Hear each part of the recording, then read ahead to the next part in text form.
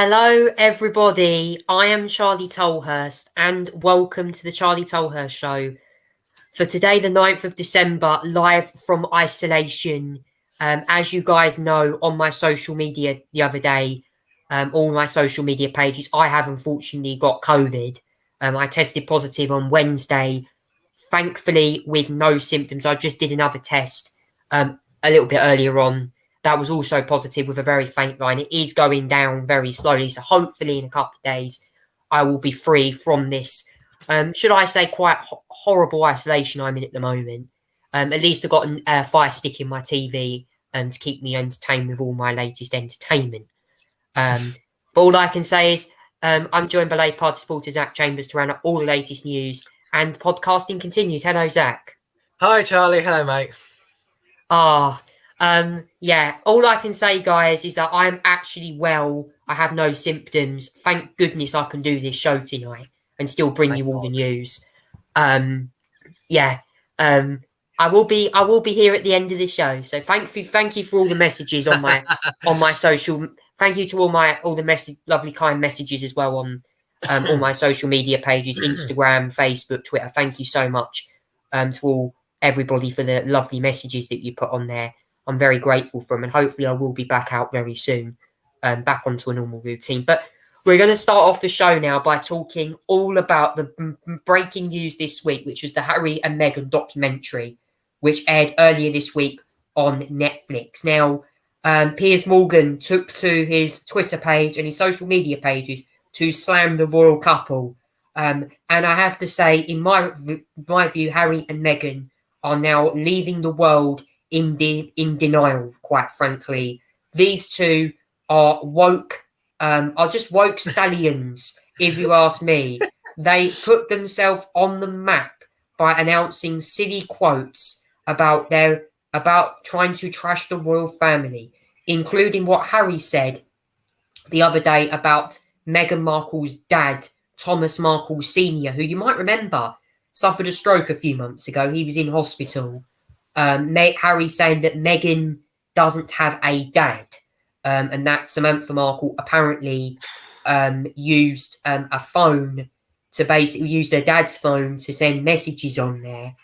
That I found quite a very big falsehood, what Harry had to say. There were so many falsehoods, so many uncompelling quotes and uncompelling opinions coming out from all of them. Frankly, just very dangerous opinions coming out by them. This is a woke, just a huge woke documentary. I'm never going to watch it. Zach, what did you take away from this?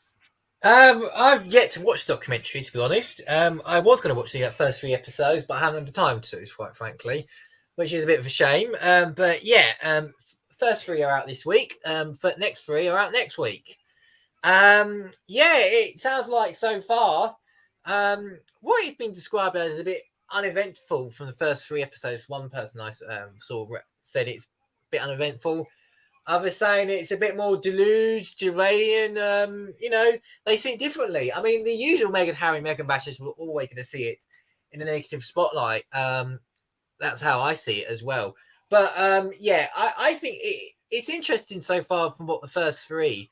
You get the sense that although something is developing, they talk about their early backstory in the first few years and, growing up in the royal family at first. That's the first 3. We know what the next 3 is going to be. Wherever they have the all explosive stuff in it is going to be pretty well. We're going to be maybe it will be comparing, maybe it will not be, but who knows? I'm looking forward to actually seeing this myself because I really do want to see it myself. I think it would be interesting. I may see it differently to others. I don't expect it will have too much full of bashing and royal background on it, but I also think there will be some things said in the second volume. So, Harry and Meghan have been obviously to stick out the sore thumb in the royal family for many years. I mean, I don't know what the latest comment is from the royal family or anything about this documentary. I believe Netflix didn't actually approach the royal family for comment on this one, actually, which is interesting. I have to say I'm quite surprised, really, but nevertheless. I do think it's surprising it appeared for comment. or even get them to comment Netflix did. But and you would expect that would be the case, given the fact that once you get one side of perspective, you get the other side. But I don't know really. It's I need to see it to see what I feel about it. Really, we got 3 episodes out. I need to see all 3 of them. The next 3, as I say, is coming out next week. But I'm looking forward to watching it. I mean, it's all good for the usual Meghan or Harry bashes to say, I'm not watching this rubbish, dibble dibble, la la la la. Actually, watch it before you judge them. It's all good being decepted and deceived by trailers and all that sort of thing. But I'm looking forward to watching it when I get the opportunity to, obviously, which I don't really know if I really am going to have time to watch it, given the fact that I'm busy this weekend. But once I do get the time, it'll be fascinating. It's all money, money, money, isn't it? I have to say, money, money, money is what this couple want to do. They want to have all this big money they want to pour out, make themselves famous, have a successful time. And I actually did. I was very critical of Denise Welsh earlier on Twitter. I think it was a Loose Women panelist who I actually gave a big. I criticised one of her tweets she sent about the couple. She's saying that those two apparently have like an unbreakable bond, and that these two should be basically like admired in fame. But I disagree with that. I just think these two are hypocrites. They are saying stuff about the royal family that I think are trying to make them anti-royals. You got to look at what Harry said during. I mean, I'm going to play some of this for you in a minute, but Harry said something about Diana's death the other day, which made me feel like he said he's forgot about Diana's death. He tried to use an event to try and blame us for it.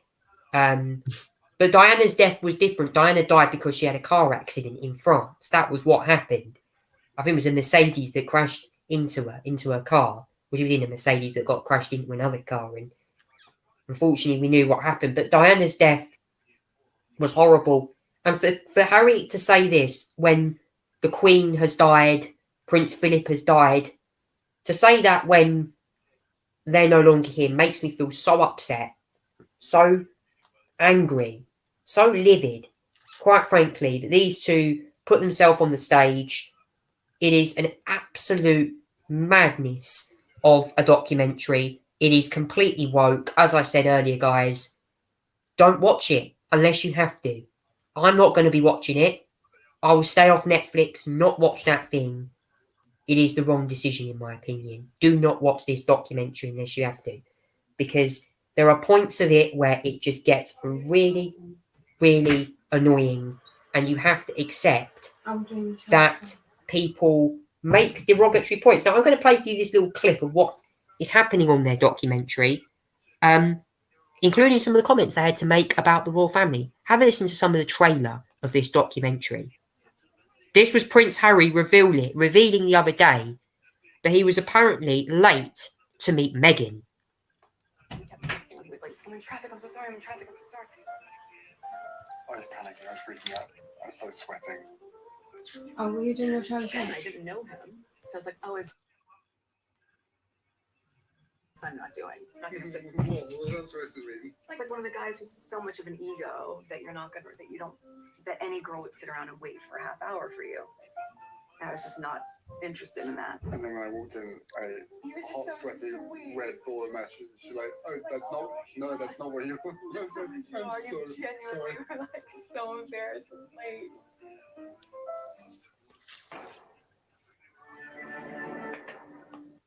The wait is over. Harry and Meghan have finally dropped the first episodes of their bombshell Netflix series, and reaction around the world has been fast and furious.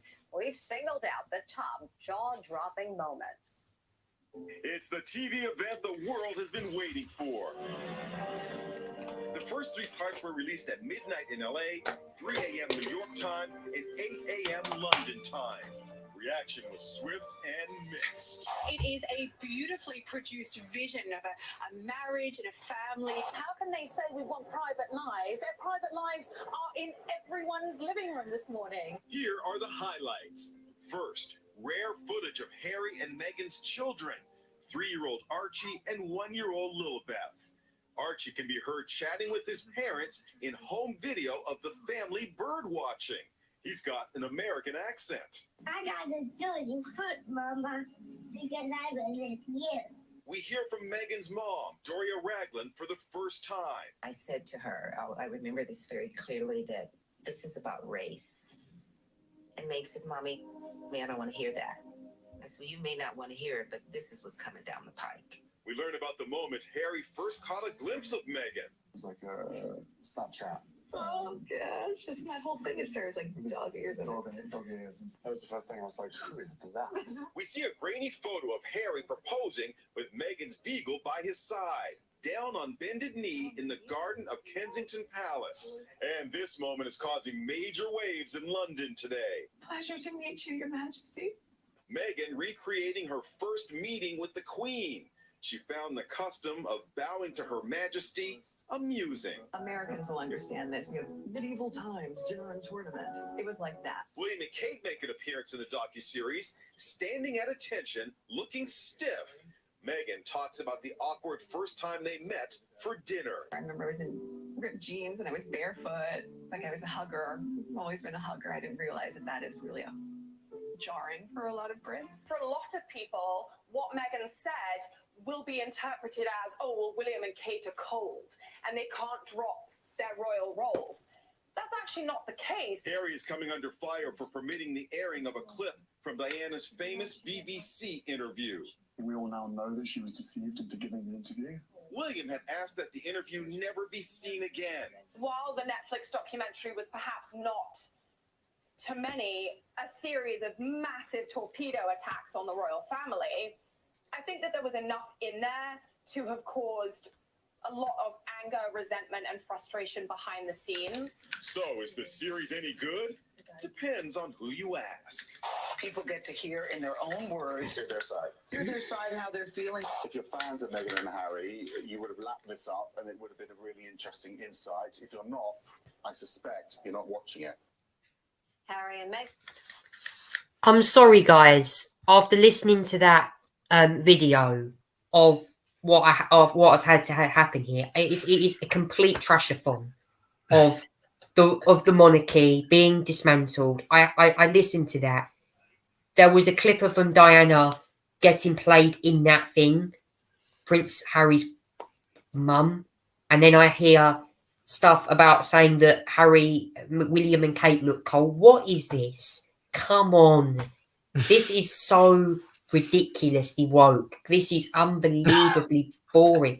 I mean, who would imagine somebody saying that to a William and Kate? I mean, Zach, listening back to that, I think, what's your take on it? Because clearly for me, I think this is just gone so too far, I think, in terms of wokeness. Do you know the thing is, I wouldn't call it woke. I just think, maybe they were cold. I have to say that funeral was September time, wasn't it? I have to say it's not the most, warmest of days of the year. The September, funeral, not exactly the most pleasant one either. But yeah, I mean, there's a lot of stuff that's been revealed in that as well. Obviously, they've also talked about the fact they didn't want that Diana interview to be aired, and very understandably so. I mean, it's pretty dreadful, to be quite frankly, that the Martin Bashir scandal with Diana. It's a pretty famous scandal that should have never been pretty much aired. But yeah, I think at the end of the day, it is the case. It is the case that Harry and Meghan have lived their own life now, and I don't. The only things that I don't like the fact is that some of the the scenes in the footage, like the trailer, were deceptive to the point where it looked like it was them that was being heralded by the press and everything like that. I didn't like that personally. I think it was a bit of a PR, bit of a waste there for Harry and Meghan, and it just looks bad on them, but. Otherwise, I mean, it seems they're quite open, they're quite frank. I just sometimes wish they would have, if they're going to talk about having privacy, that they wish they had privacy rather than doing Netflix deals. But I want to see what they want to reveal about themselves. There's some lovely photos in there as well, them two. They are an unbreakable bond in many ways. And I think the fact is that it is difficult to break Harry and Meghan, and they're still going to be unbreakable.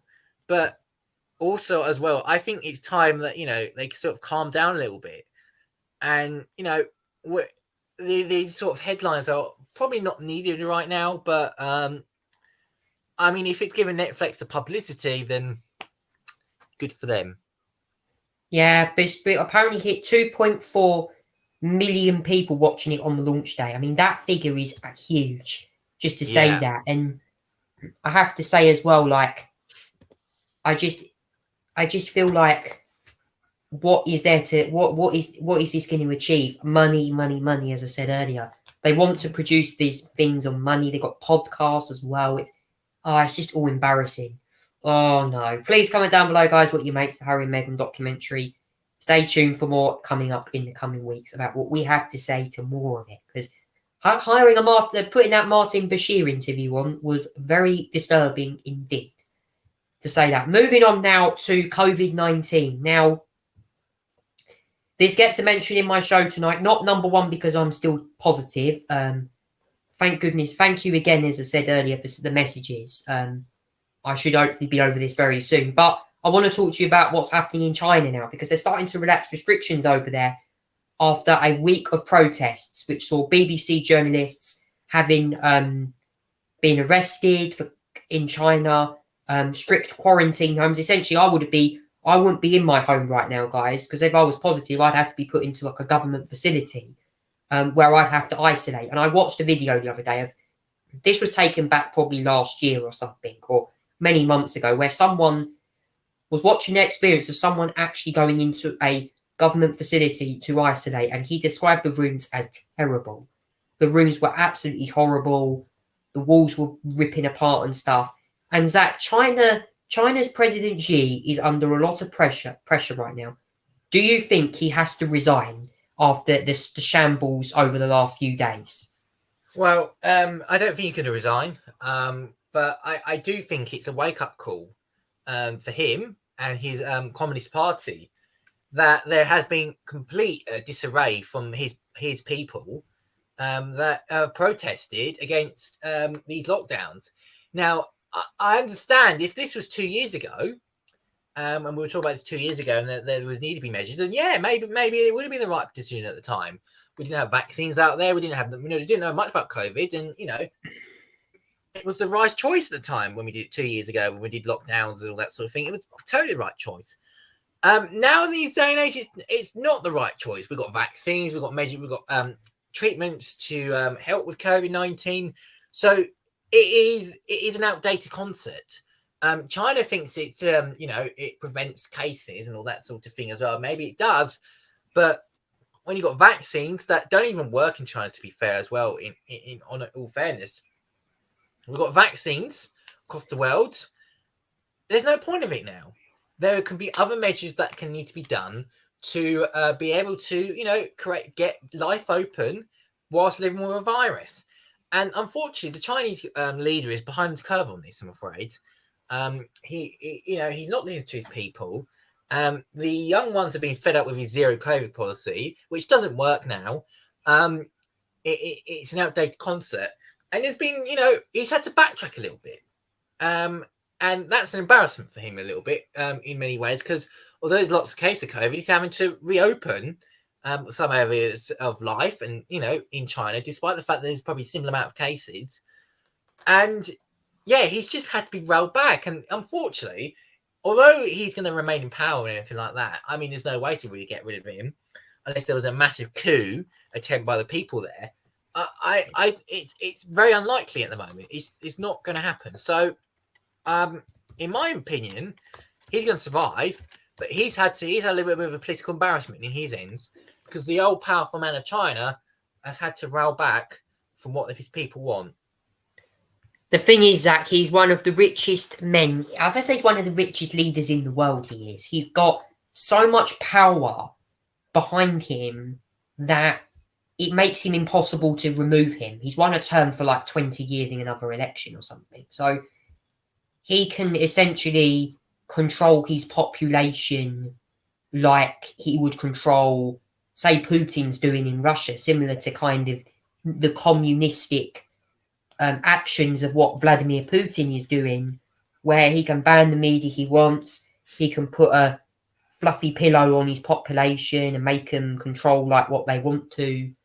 Yeah. I don't know. It's weird, and I have to say, I mean, I think it's ridiculous. I mean, I still am against restrictions myself, even though I have COVID, and I think, I mean, the version I have is nothing compared to the original variants. I'm just thank goodness I haven't got the original strain of the virus, because I would have had probably a much different experience. I might not have been doing my show tonight, but to have lockdowns now is just, they're not going to work at all. They don't stamp out anything. They cause more people to go into poverty.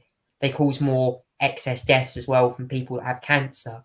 And President Xi is just not doing the right thing. So all I can say is comment down below what you make about the issues surrounding that. And I'd be interested to hear. Now, moving on now to another news story that I want to be talking about tonight. We're going to head back now to the UK, because I'm going to be talking a bit more about what's been happening this week in Parliament, in the House of Commons. As I said, guys, last week, we are going to start doing more coverage from Westminster this week, because I want to try and make my show more in the way of Westminster coverage. Now, this week, there has been a committee meeting, I believe, with the Transport Secretary, Mark Harper, not Grant Shapps, sorry, Mark Harper. Grant Shapps was under Boris Johnson. Mark Harper was doing a transport, he was in I think he was a transport questions the other day, not in the Commons, this was in he was in a lower house committee meeting. It was tech transport questions, I think it was called. I'm not entirely sure, but he was being questioned by senior members, senior MPs about the rail strikes, whether to reach a deal with unions to stop strikes happening on the rails and also on the ambulances as well. But Zach, he didn't have it easy going yesterday, did Mark Harper, when he had that meeting? No, he didn't have it easy going as well. I mean, he had a pretty big challenge from Ben Bradshaw, the Labour MP, as well, gave him a pretty challenging ride in the House of a Select Committee as well. That was over the RMT union as well. So, I mean, let's talk about the fact that talk about the Mark Harper committee meeting, because most of it was focused on transport links, on the unions, on the rails, and la la la la la, and all that sort of thing. I think what we saw was on that clash as well for Ben Bradshaw was that, Ben Bradshaw, you could say, is a moderate Labour person, but he's very much with the unions on most things as well. And I think in many ways he's in line with the party policy on this as well. I also think as well that Mark Harper shoved himself to a little bit of a corner as well when he was in that committee meeting, when he was talking about asked about minimum service legislation. And he said that wasn't the way to go in terms of preventing strikes. Now, obviously, Keir Starmer used that as to advantage in Prime Minister's questions. We'll probably get onto that as well. But it was a bit of a slip-sloppy question as well. Slip-sloppy answer, in fairness, by Mark Harper, because he was all over the place. He said one policy, and then he was going to be disputed over it the next time by, unfortunately. It was a very bad thing as well. The Transport Secretary refused to deny a report that the government pushed rail companies to include the future use of driver-only trams, the condition of a pay deal. Because obviously, as you know, the unions have been disputing again. They're now going to be striking over the 24th to 27th of December, making Christmas life miserable for everybody as well. The Labour MP, obviously, Ben Bradshaw was pretty pressing on that. They're saying no one is trying to stop a deal, quite the reverse. I think as well, it sounds like Nick Lynch and what he's also saying as well, that he has been offered. He feels like Mark Harper's been hang-tied into not allowing him a deal and everything like that. So this dispute is going to continue for a while, and it's going to get to the point now where when is the minimum service legislation going to come in, really, to be fair, and replace the current legislation, because in the minimum service legislation is a pretty serious matter in many ways. because what it means is that even when there would be strike, there would have to be some sort of service so that trains could keep running and everything like that. I kind of think it wastes the points of strikes, because if the strike is to remove their labour, remove their right to work, and basically protest, go on a picket line. If you put minimum service legislation in, then you're kind of wasting the purpose of that, and then you're making strikes silly. But I also think as well, this is going to be a very tough winter because there's strikes everywhere. The ports are going on strike. Heathrow Airport staff are going on strike. Post Mail going on strike. Many sectors are going on strike. And it's going to cause chaos for the winter, Charlie. I'll tell you that. It's unbelievable what the government doing. I said, is the government doing anything? They're not. They're not. The strikes are still happening, and Mick Lynch is doing something to wreck the UK economy by striking these rail workers. It's just going to cause havoc for the UK's rail service. Please comment down below, guys, what you have to say on it. I hope that's been brought up in question time, by the way, on Thursday, where I'll be hopefully watching it in the coming days, about how these strikes need to be prevented, because we need rail strikes to be reduced. That's the only way forward for the UK, quite frankly. And Prime Minister's questions as well, I feel like once again, the Prime Minister laying down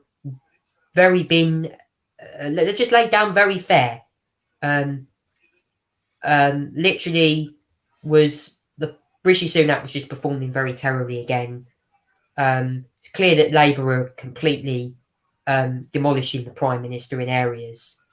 Rishi Sunak struggling to get answers in. It was COVID contract questions the other day. Also, as well, the new SNP leader for Westminster, Stephen Flynn, took his place. He's been on a very busy mission this week, Zach, hasn't he? Reshuffling his front bench in Westminster. Yeah, he had. Ian Blackford was forced out as the SNP leader in the last week as well.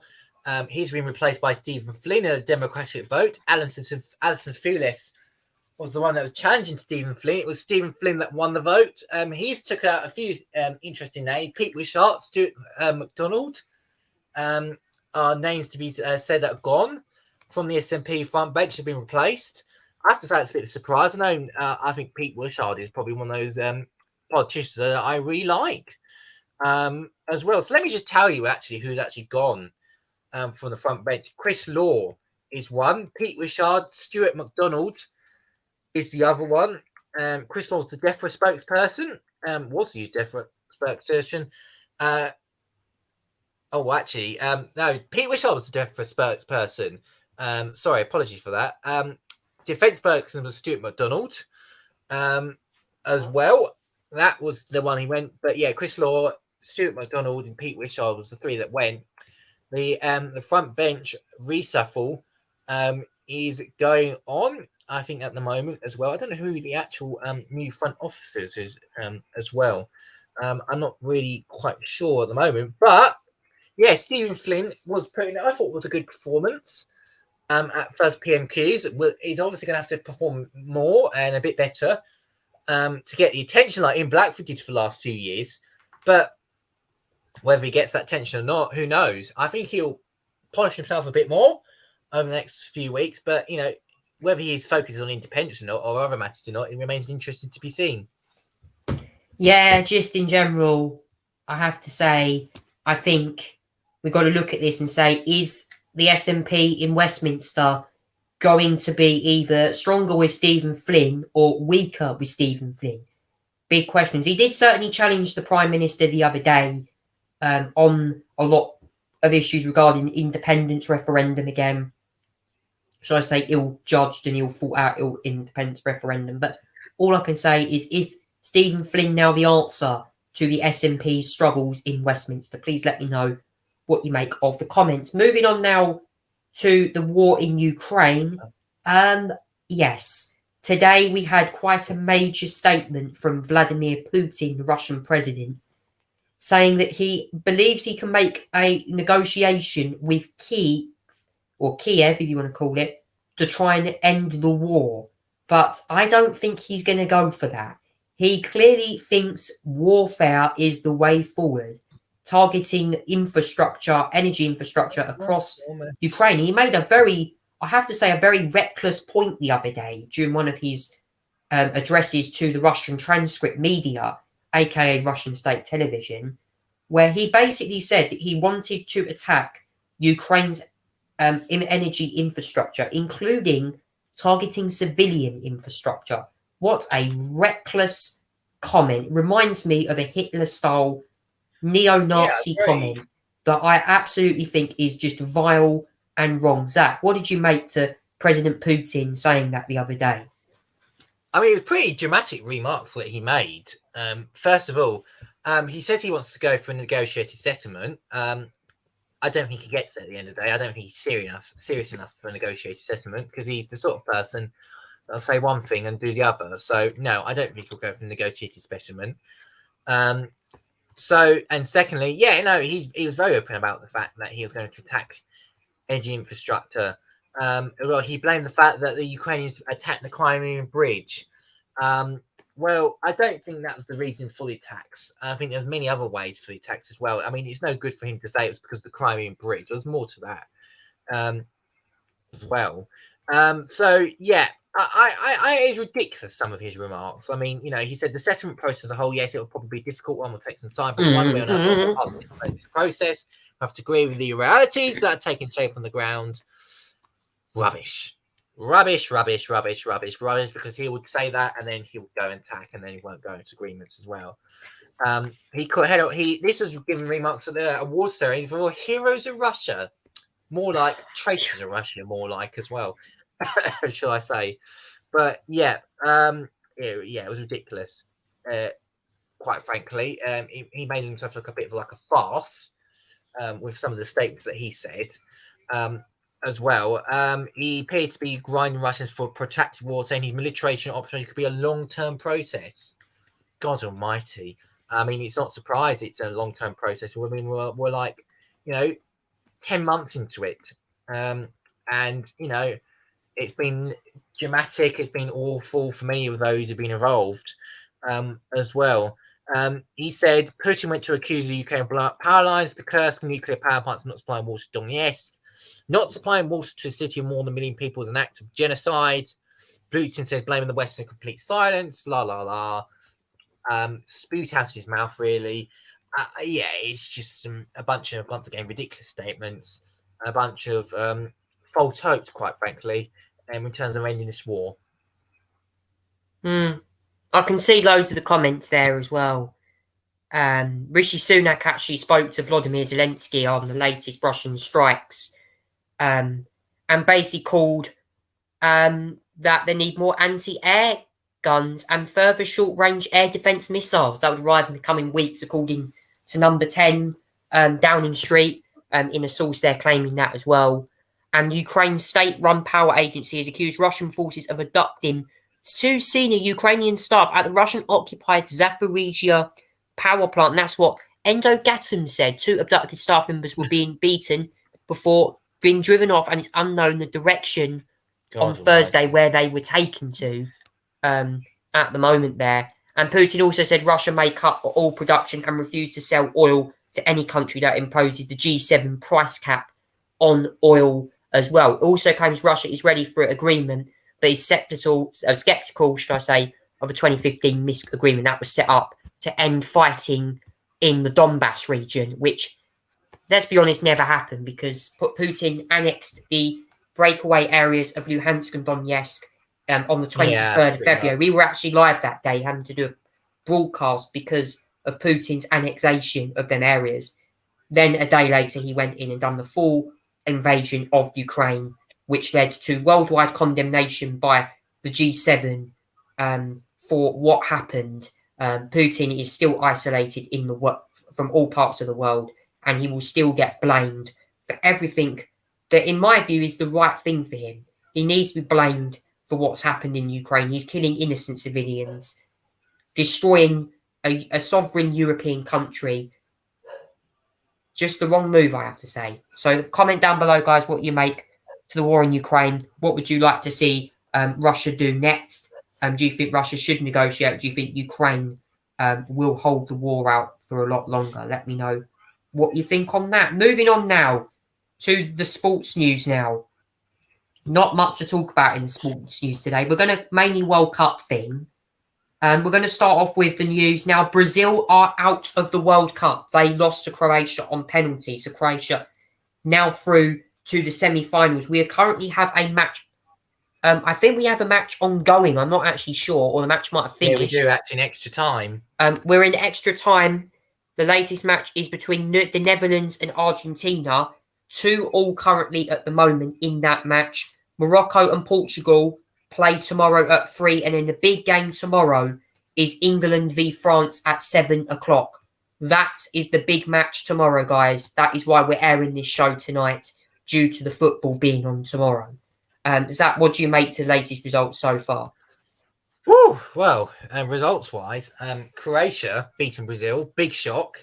Brazil's been the favourites of all competitions. And I've actually thought as well that Brazil has been playing the best in many ways as well. They've been a bit of a slow start, but the quality in the team has been something to watch by that Brazilian side. Like, you had to replace like Richarlison, who's outstanding in that as well. So I think it was a huge shock that they got held. I mean, they were 1-0 up, Brazil, until they got to extra to the additional time, and then Croatia scored, and it was a hugely important goal there at the time, and honestly, it ran goalless, and then we got to penalties. Brazil missed their first shot straight away. Croatia scored the next 4, and then Brazil missed the most important one as well. It means they only got 2, they only scored 2 of them. They missed out on the last one, and they went out of the competition. And it's just such a surprise, honestly. It's the biggest shot of the competition so far, that they're out of the quarters, and Croatia through to the semis. Now, tonight's win, obviously Brazil will play. I'm sorry, not Brazil. Croatia will play tonight's winners. It's either be the Netherlands or the Argentinians. It's 2-2 at the moment in extra time. 24 minutes in. It's all square at the moment, all to play for. Still with 5 minutes to go of normal extra time before we're going to go to possibly another penalty shootout.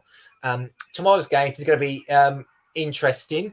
Morocco, who upset Spain, are going to take on Portugal. Whether there be another upset on the cards could be very, very delightful if they are at the case as well. But, it could be interesting as well. Yeah. Yeah. So, yeah, I mean, tomorrow's going to be interesting. Morocco, Portugal.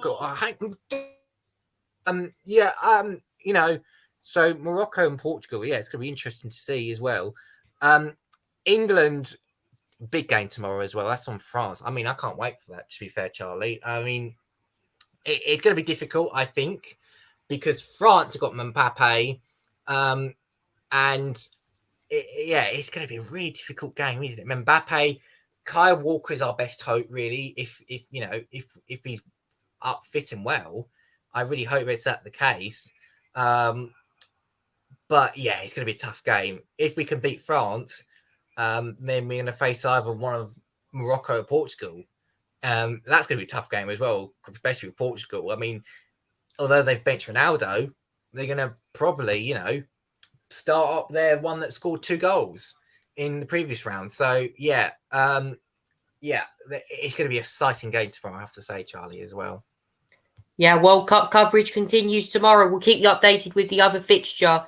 As they are still going extra time, we'll let you know the score at the end of the show regarding whether that's still ongoing at this time as well. And just one more update, guys. I'm going to quickly cover motorsport news now because there has been some developments which I want to talk about now. As we have seen the look of some new Formula E cars that have been announced for 2023. Formula E returns next month in Mexico City for the start of the new season, Season 9, the first season with new 200-mile-an-hour Gen 3 cars.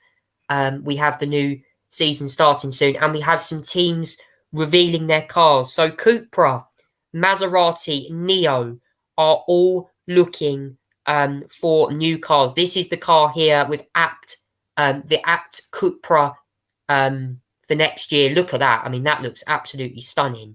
The Apt Cupra. Neo as well, also launching their car as well. The Neo 333 ER9, and then also Maserati's new debut turn its new Gen 3 car there as well. Zach, what do you make so far to these Formula E launches? I have to say, some of these cars look spectacular, Charlie. I mean, the Neo. I have to say that Neo looks brilliant. The blue, the white, the red, the light blue as well. I mean, it's a nice style car, you have to say. That looks great. Neo looks probably my favorite. There's the Cupra. That's now replacing ABT from season 9. That is as well. So yeah, I mean, that looks a good car. It's a bit basic. Are they replacing it next season, or are they going to replace it this season? I can't tell. It's a very quick announcement as well, if that's the case. So it's a Cupra tie-in as well. There's their livery return. I don't know whether it says as well that it seems like a very quick announcement, I have to say, especially as well. But yeah, I mean, it's interesting. They're known as ABT Cupra. They're power cars at least until 2024 season, so that's okay. So I'm interested about this takeover as well. It's whether they'll make it any beneficial to them, it remains to be seen. As well. I mean, Maserati's one. Let's look at their one, because I think they're pretty interesting actually. It's blue, all blue. White as well on the side. It's basic, I think, with the black. It might be worth a sponsor in there because it does look a little bit basic, but it's okay. I'm liking it so far. I mean, the Cupra one could do with a bit more fashion. There's DS Penske. It's pretty much their similar livery as they were last season. But yeah, I like it. Black, gold, traditional colours of last season. It's pretty much the colours of Penske in many ways.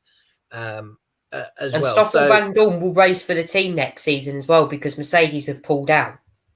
Yeah, obviously Mercedes pulled out, so of that one. They announced they withdraw a long time ago, so it doesn't make a difference. But yeah, Stoffel Van Dorn, DS Techeetah. At least he's found a seat in many ways, which is good. Whether he's going to perform better in DS Techeetah, who knows, to be seen. But I don't know.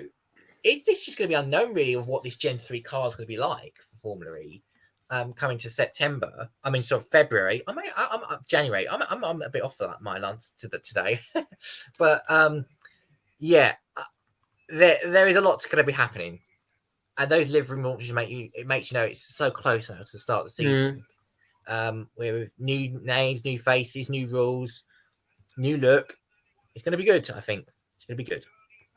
Yeah, we just can't wait for the season in January. I'm can't wait to get motorsport back on again. Formula E is the first one in the year, so what I can say is good luck to all the Formula E drivers. Valencia testing actually starts in a few days' time, so we might be able to keep you an update next week on what is going to be happening at Valencia testing. What teams do we think look like they're going to be performing well ahead of the new season? We just don't know. We'll keep you posted on it. Moving on now to Charlie's good news. I need a bit of good news, guys, from COVID isolation at the moment. So I'm going to start with a couple of good news stories. The first good news story is on coming back in early January is The Apprentice. We have a confirmed date for the launch of The Apprentice. I believe it's going to be Thursday the 5th of January, I think. I'm not entirely sure, but it's going to launch in January again with Lord Alan Sugar. So Alan Sugar, obviously the one chairing it, Karen Brady and Tim Campbell. I thought Claude was coming back. Oh, well, it seems like I read up he's only doing 2 episodes.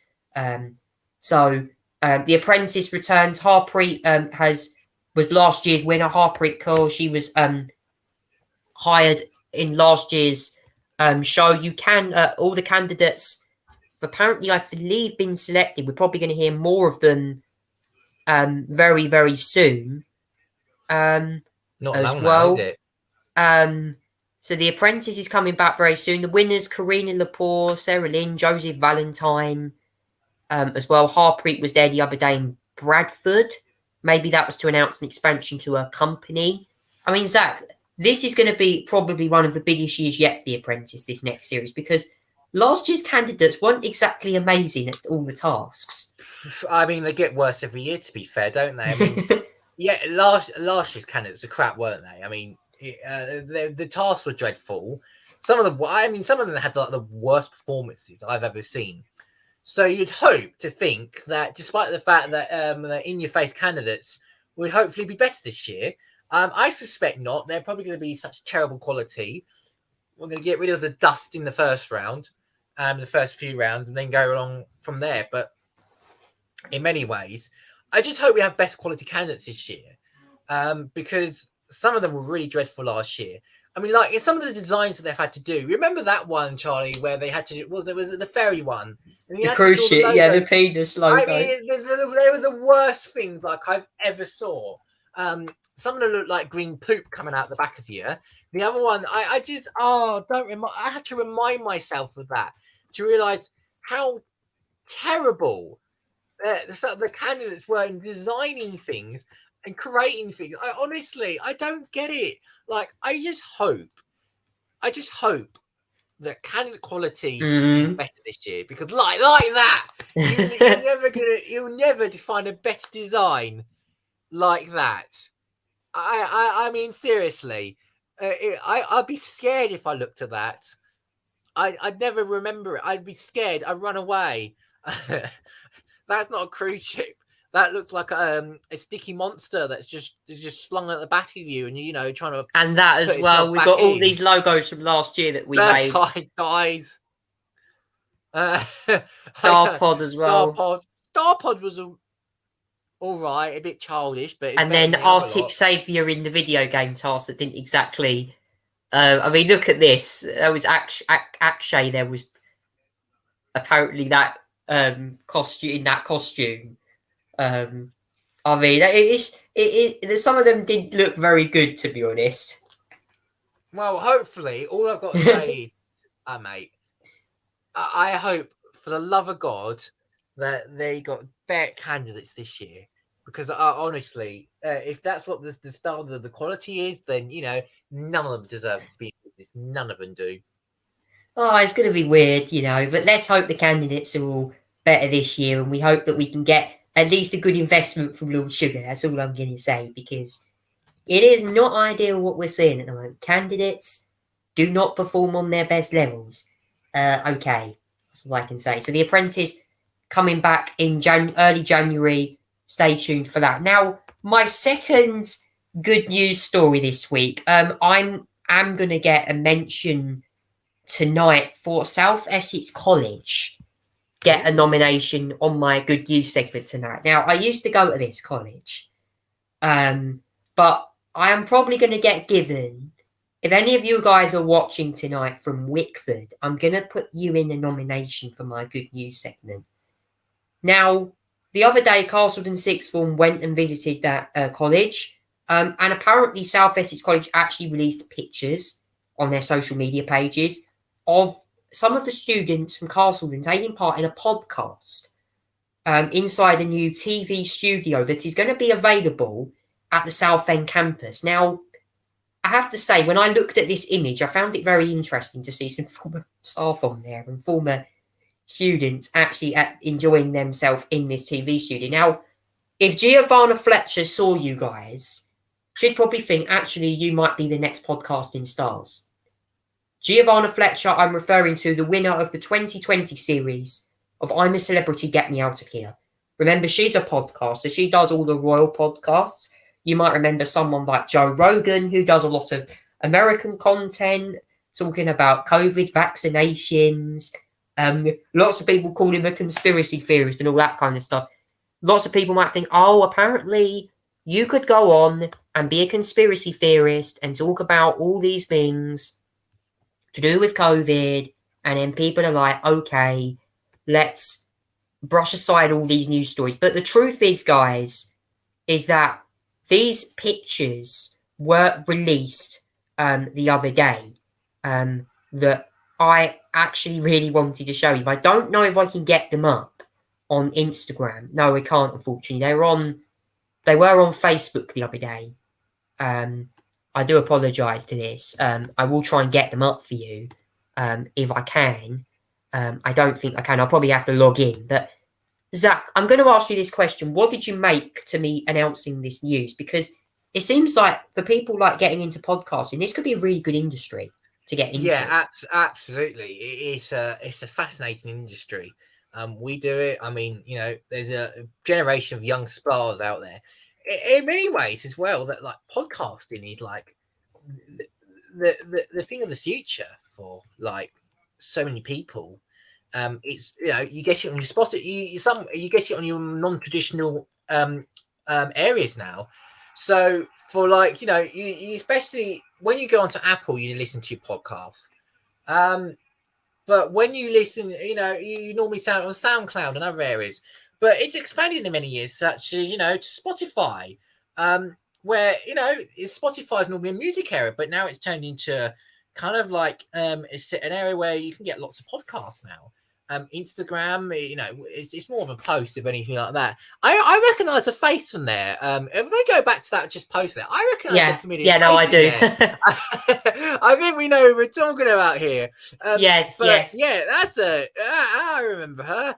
A good, nice one. I mean, but yeah, that looks interesting. What South Essex College are offering in terms of that as well. Probably the best way to start getting famous in many ways. She's got a TikTok account. I don't know why I've stumbled across it once, but it's gone private now. Bit of a shame. It's not from China, at least. All you can say where No, TikTok have been censoring stuff. So not from China. we're all from Britain. Yeah, all from Britain. But yeah, I mean, yeah, this is like how for young people, especially, and you know, for those who want to listen to young long stories, and you know, just I'll put the pictures up, guys. So you can actually see them all in person. Yeah. Here we go. This is it. This is where they're all talking as well. That's a face I remember as well from my days of school. One of the people there, I think, is a face that I recognise. But yeah, I mean, good on them. They're doing this is the right way to do things. Yeah. And there's sensational talents, and this is a way to get them exposed tonight. Honestly, they should do that every week. It's a good idea. I mean, I don't know what they're talking about, but I would be very interested in listening to what they're saying, what they're talking about. I may not necessarily enjoy all of it, but, you know, good on them. They're the future. Yeah. I was just going to say to someone I know watching this show tonight, I just want to say one of the people shouting out, I know Michelle Belzy was on there from Castledon. Just want to say that this was a true story, guys. I was on the way to visit a college I had last year, and I was asked a question by her. I was in a car. I was in a Ford Fiesta or something. I was in a car, and she asked me a question about Zach, saying, what side does he lean on? And I said, I have to always be impartial when I present my show. I said, Zach leans on the left. Well, I mean, I always think to myself, when I'm a kind of right-wing guy, being on the right, obviously, of all my social media posts, and I mean, by the way, you know my views are very interesting on a lot of stuff.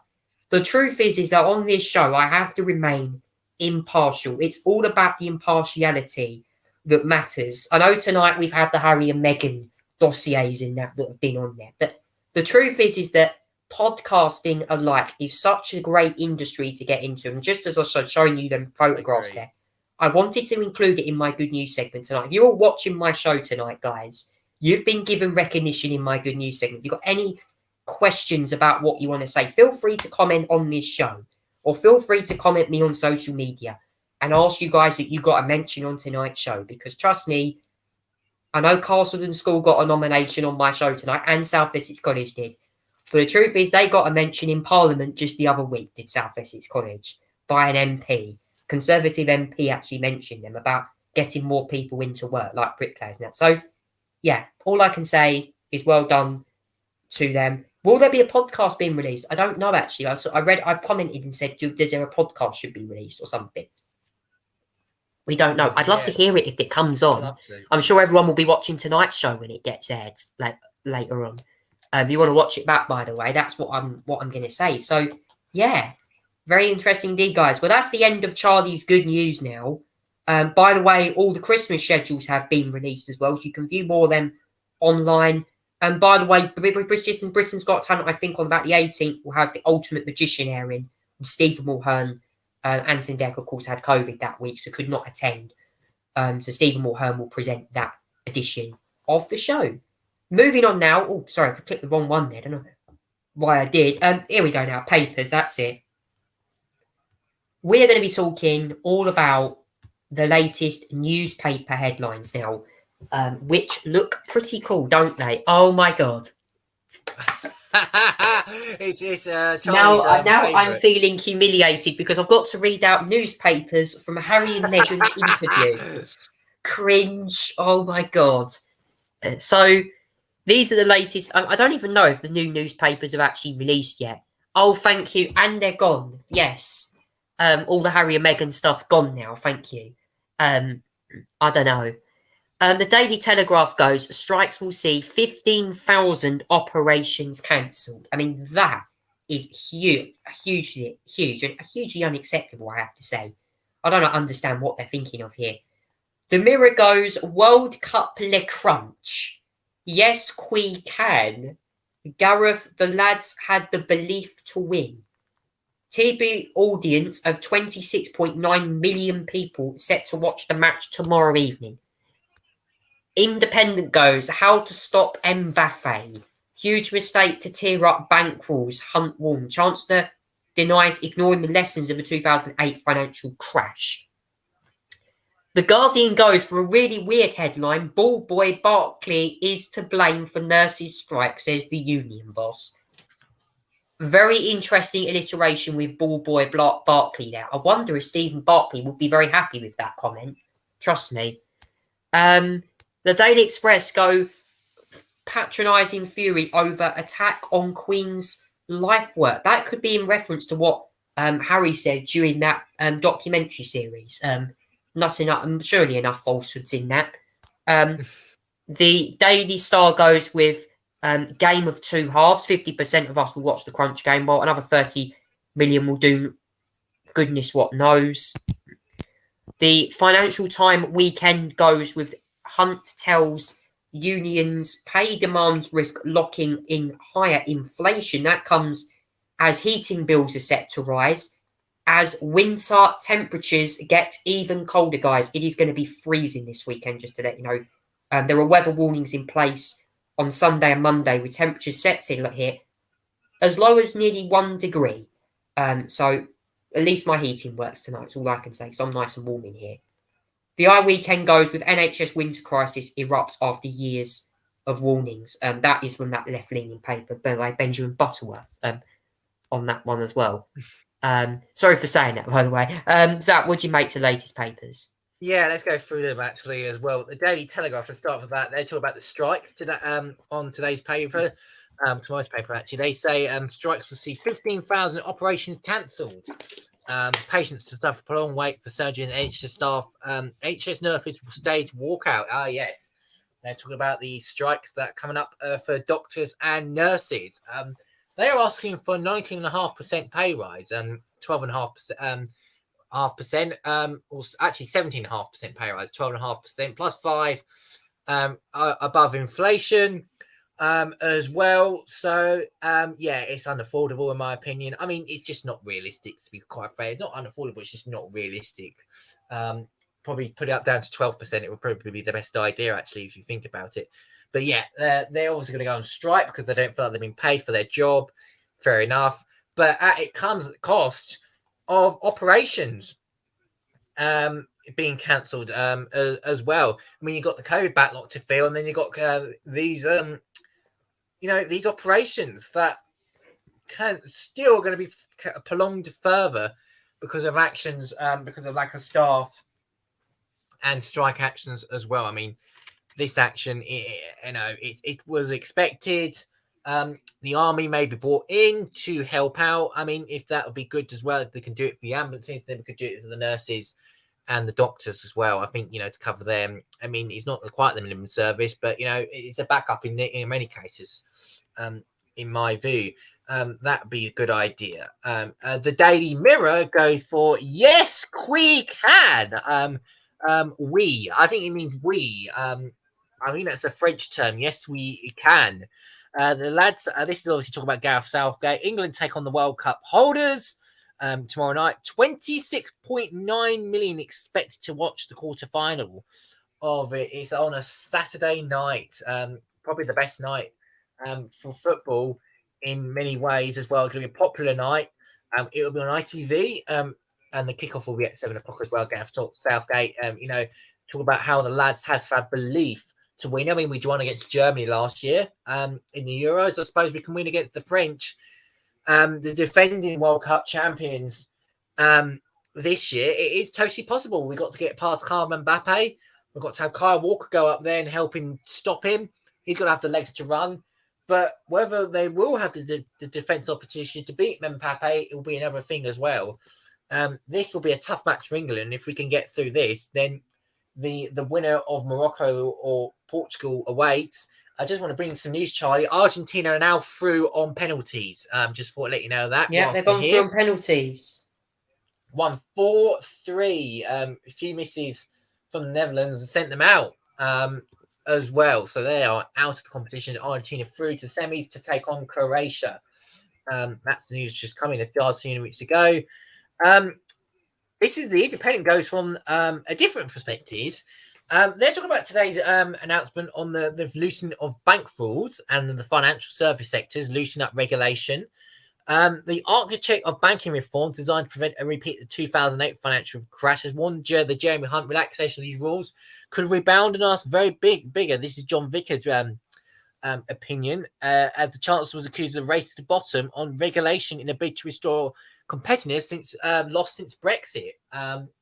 It clears that the financial markets, have had a huge problem in London since Brexit has happened, with lowering of trade, lowering of business, lowering of financial dealings. So loosening the rules is supposed to be one way of helping out, but I don't think it will. It's the damage has been done in the first place by Brexit on the city and trade there. So it's not going to make much difference, I can see as well.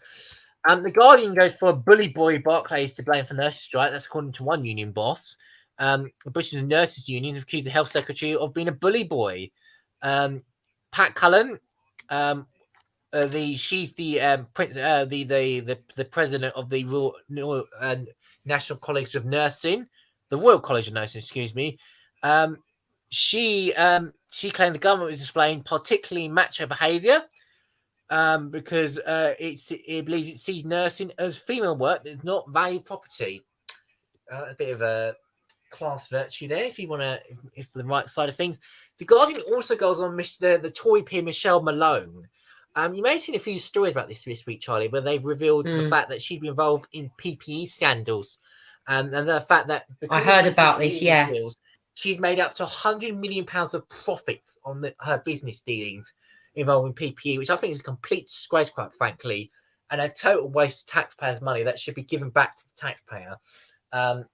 It is a disgrace that although she took an absence of leave, she should not even be in the House of Lords. She should be gone, quite frankly, as well. It's a disgrace. The Daily Express goes patronising, fury over attack on the Queen's life work. This is the Express's opinion on Harry and Meghan, and you know what they're talking about on this one. Harry and Meghan have been accused of tarnishing the late Queen's legacy by the Commonwealth Union member nation. Gabon said it was surprising and patronising for the couple to use their Netflix series to attack the organisation. So this is a bit of a royal now involving the countries now. Gabon is another one that seems to be getting involved. The country High Commissioner to the UK criticised clumsy comments made about the Empire 2.0. Woo! The Empire feels like I've been, the Empire feels like I'm living in, I don't know, some ruling kingdom or something like that when they talk about the Empire. That sounds like we're going to go to the Roman days when that was all happening. as well. The Daily Star goes for Game of Two Halves. They go on the fact that 50% of us will watch the game versus France, or the other 30 million do God knows what. Yeah, I'm very interested to know what the other 30 million do.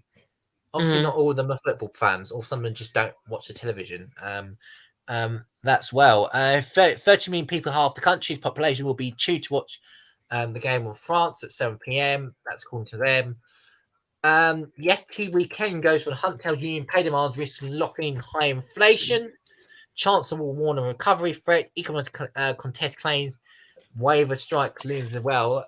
Doctors, nurses, teachers, eventually probably going in giant strike down in raw male people, border patrol. Whew, still going with the strikes. I mean, it's going to keep on going as well. They're going to keep on going. The barrier between the unions and the government continues to divide on that one. It's still too big and still too wide. Yeah, there is still big problems there, and we're going to have a wave of destruction of the winter. And exclusive in the Eye weekend goes to NHS winter crisis erupts after years of warnings. Paramedics, A&E doctors, and fine experts give frightening snapshot of health service where even the seriously ill cannot get reliable ambulance waiting.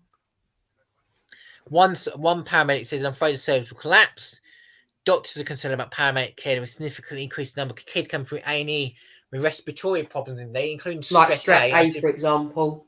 16 now dead. Another child died and reported to die from the virus today, unfortunately. Very sad news on that. I think we need to keep an eye out on that one. Try on that one, to be fair. The NHS Confederation said it's probably going to be the worst winter record, with 60% more people on the NHS waiting list compared with pre-pandemic. Yeah. 60%. That is a number to just gasp and just despair at, because 60% is huge numbers as well, and it's not numbers that we should be celebrating as well. That is the papers for tomorrow, Charlie. Yeah, loads of papers. All we can say is we'll keep up to date with them. Stay tuned for more papers coming up tomorrow and also Sunday, probably hopefully for the World Cup news. I'm sure now it's time for the Great British Stars and Red Devils of the week. Well, I'm going to talk now about what my nomination is going to be and say hello to this nomination here for female-led street patrollers, getting my nomination for the Great British Star this week. It's the one nomination, which are these people here, a small army of pink jacket wearing volunteers patrolling Newcastle to help people get home at night. Newcastle may have a long-held reputation as a park city, but the weekends herald all together and different type of pub call for charity worker Beth done. Rocked last year by the murders of Sarah Everard and Sabina Nessa. Dunn joined forces with girlfriend Charlie to found Women's Street Watch Newcastle, WSWN. That is WSWN, Women's Street Watch Newcastle. Now with more than 50 volunteers on its roster and a van decorated with its watchful eye logo printed over a shocking pink WSWN in patrolling the streets of Newcastle at night, helping to keep vulnerable women by they clubbing, pub goers or members of the homeless community safe from harm.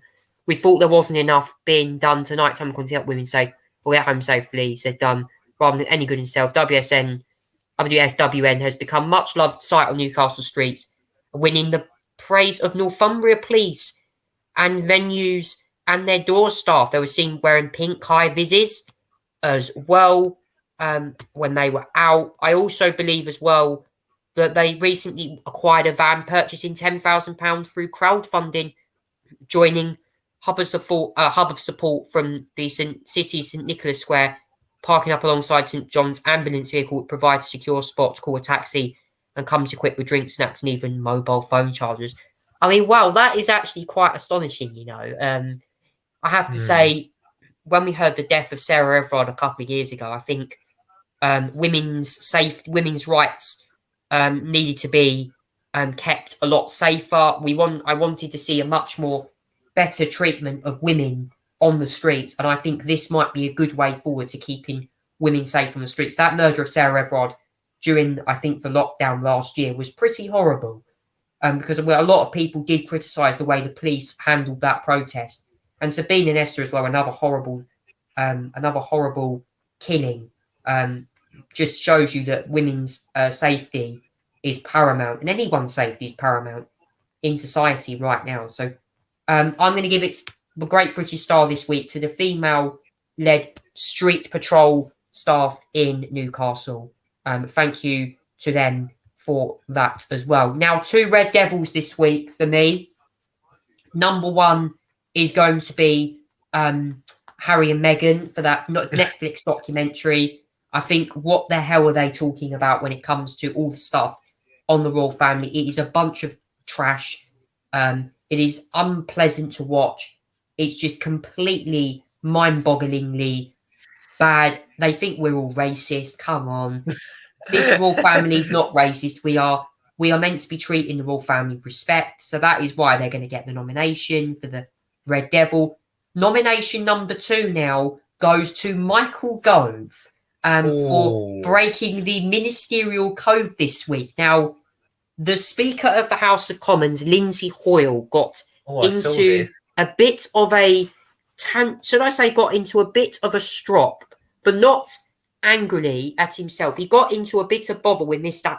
Gove this week when the Levelling Up Secretary was meant to make a statement in the Commons about a new coal mine. And Lindsay Hoyle was not having any of it this week when he snapped at Gove after he made the bridge. This is what happened when he apparently suspended the House after Michael Gove's breaking the rules. Have a listen to what he had to say the other day. Please note, guys, this video might contain some pretty interesting scenes. According to the ministerial code, we don't work like that. Suspending the House for 5 minutes. Sorry about this. This is not the way we do good government. Michael Gale.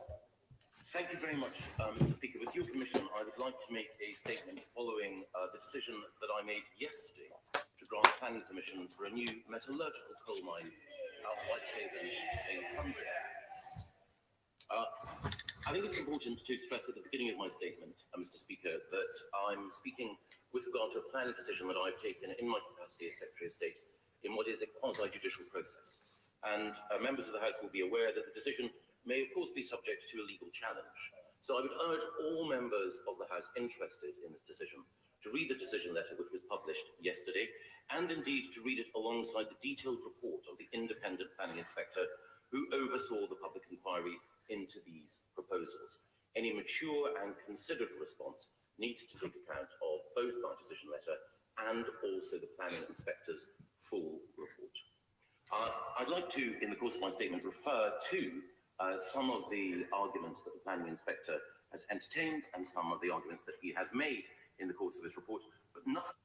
I've got the thinnest statement ever, and quite rightly, the Minister has gone long, so there's something missing between what I've been provided, the opposition have been provided. That is not according to the Ministerial Code. We don't work like that.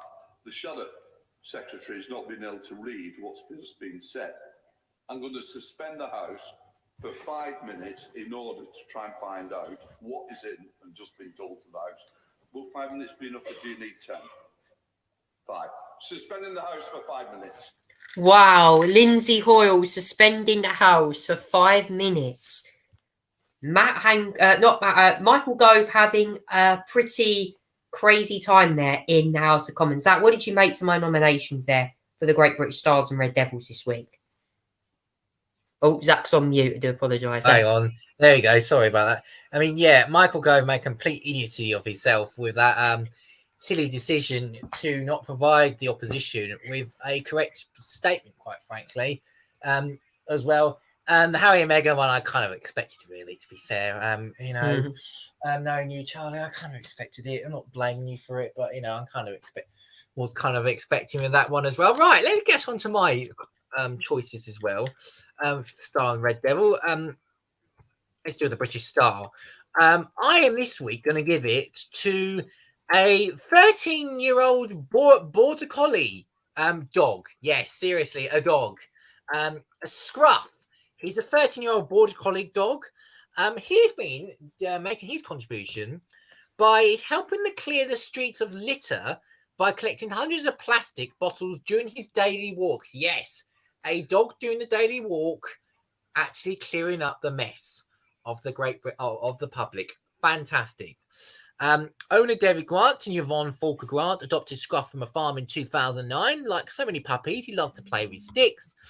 But a fear of mouse splinters led to Yvonne discouraging such behaviour, so he began to play with plastic bottles. Year passed, it's 2021. David and Yvonne noticed on their walks that their little picking in how the fascination of plastic bottles. He'd pick up one, carry it until he found another one. And now, because the fact is, he's going around picking up bottles and clearing up the mess that people make on the streets. Well done, Scruff. 13-year-old, and you're still going around picking up the litter. The British Oh, there he is. this week as well. Well done to him. It's a great achievement that he's been able to even do this, Charlie. It's just a sensational little thing. I have to say as well. Honestly, it looks so cute. Honestly, it really does as well. The Red Devils this week. It's the return of Pest Minister Charlie. Unfortunately, I'm going to give it to Conor McGinn. And the Labour MPs had the whips get rid of him because of a complaint launched against him. And Julian Knight, the chair of the Media, Digital Culture and Sport Committee, you may have seen that he's been reported apparently to the Metropolitan Police over an anonymous complaint. We don't know what the complaint suggests, but it's serious enough that the whip has been suspended off of him. Julian Knight responded by saying that he didn't know the whip was going to be suspended. He didn't know about the nature complaint, and that he wants to know answers from the Chief Whip, Simon Hart. I have to say, as well, it seems like that there is a lot of pessimism still going on, especially on both sides of the house. So Conor McGinn and Julian Knight get this week's Red Devils this week, and Scruff, the 13-year-old dog gets the British Star this week. Are they all questions? Are they all Labour MPs or Conservative MPs on that whip? Julian Knight is a Conservative MP.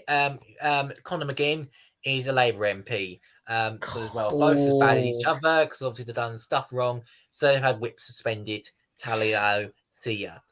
Good that they've had this whip suspended, I have to say, regardless of party status. If you do something wrong, then you deserve to get the whip suspended. Well, that's naughty. Naughty from the Labour Party. And I also had as well a Red Devil this week as well, Charlie, to Matt Hancock, who is also stepping down at the next election. He claimed that he wanted to communicate different ways into politics. A bit strange when you're not an MP, but maybe also the fact because he's local West Suffolk Conservative Association voted low confidence in him. So maybe that's the reason why he's stepping down as their MP. But Matt Hancock also add me to the list here of the Red Devils this week. Yeah, plenty of them indeed. All I'm going to say, guys, is that is the end of my show tonight. And I will see you again next week. And thank you for all the messages. I will hopefully be back out again in a couple of days once I get out of this COVID-19 isolation. So thank you so much for watching, guys. Hope you enjoyed the show tonight.